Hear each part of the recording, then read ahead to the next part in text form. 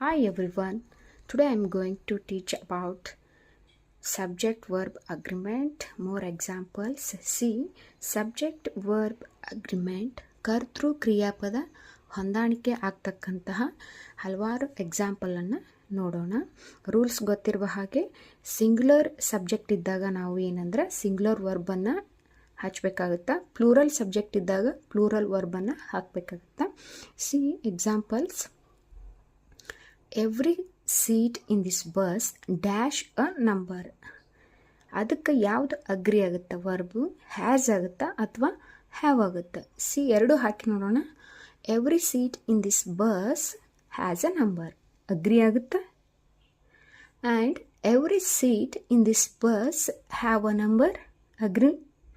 No. See ಇಲ್ಲಿ every seat in this bus dash a number ಅಂದ್ರೆ ಇಲ್ಲಿ every ಅನ್ನೋದು ಏನಂದ್ರೆ ಏಕವಚನ ಸೂಚಿಸುತ್ತೆ.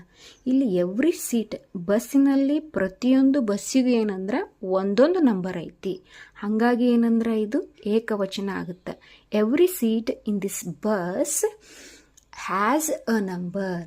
Has a number. ಆ್ಯಸನ್ನು ನಾವು ಎಲ್ಲಿ ಯೂಸ್ ಮಾಡ್ತೀವಿ ಅಂದರೆ ಈ ಇಟ್ ಥರ್ಡ್ ಪರ್ಸನ್ನು ಸಿಂಗ್ಯುಲರ್ ಇದ್ದಾಗ ನಾವೇನಂದ್ರೆ ಯಾವ ವರ್ಬ್ ಯೂಸ್ ಮಾಡ್ತೀವಿ ಅಂದರೆ ಆ್ಯಸನ್ನು ಯೂಸ್ ಮಾಡ್ತೀವಿ. ಹ್ಯಾವ್ ಯಾವಾಗ ಯೂಸ್ ಮಾಡ್ತೀವಿ?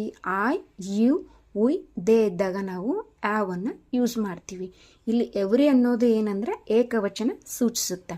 ಅಂದ್ರೆ every seat in this bus, ಈ ಬಸ್ಸಿನಲ್ಲಿ ಒಂದೊಂದು ಸೀಟಿಗೆ ಏನಂದ್ರೆ ಒಂದೊಂದು ನಂಬರ್ ಅದಾವ ಅಂದ್ರೆ ಇದೇನಂದ್ರೆ ಏಕವಚನ. ಹಂಗಾಗಿ ಏನಂದ್ರೆ every seat in this bus has a number.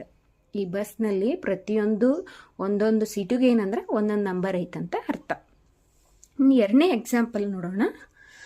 All seats in this bus dash a numbers. ಇಲ್ಲಿ ಏನಂದ್ರೆ ಈ ಸೆಂಟೆನ್ಸ್ ಮೊದಲಿಗೆ ನಾವು ಆಲ್ ಅನ್ನೋದು ಏನಂದ್ರೆ ಬಹುವಚನ ಸೂಚಿಸುತ್ತೆ. ಸೀಟ್ಸ್ ಅದು ಏನಂದ್ರೆ ಬಹುವಚನ. ಹಂಗಾಗಿ ಏನಂದ್ರೆ ಇಲ್ಲಿ ಹ್ಯಾವ್ ಅನ್ನು ಬಳಸಬೇಕಾಗುತ್ತೆ. All seats in this bus have numbers. ಪ್ರತಿಯೊಂದು ಏನಂದ್ರೆ ಸೀಟಿಗೆ ನಂಬರ್ಗಳಿವೆ. ಈ ಬಸ್ನಲ್ಲಿ ಪ್ರತಿಯೊಂದು ಸೀಟಿಗೂ ಏನಂದ್ರೆ ನಂಬರ್ಗಳಿವೆ, ನಂಬರ್ಸ್. ಮೇಲೆ ನೀವು ಆ ಎಕ್ಸಾಂಪಲ್ಗೆ ಇದಕ್ಕೆ ಯಾವ ರೀತಿಯಾಗಿ ಡಿಫ್ರೆನ್ಸನ್ನು ನೋಡ್ಬೋದು. ಆಲ್ ಅನ್ನೋದು ಬಹುವಚನವನ್ನು ಸೂಚಿಸುತ್ತೆ. ಸೀಟ್ ಇಲ್ಲ, ಸೀಟ್ಸ್ ಐತೆ. ಆಮೇಲೆ ನಂಬರ್ ಇಲ್ಲ, ನಂಬರ್ಸ್ ಅಂತ ಐತೆ. ಸೊ ದಟ್ಸ್ ವೈ ವಿ ಏನಂದ್ರೆ we have to write all seats in this bus have numbers.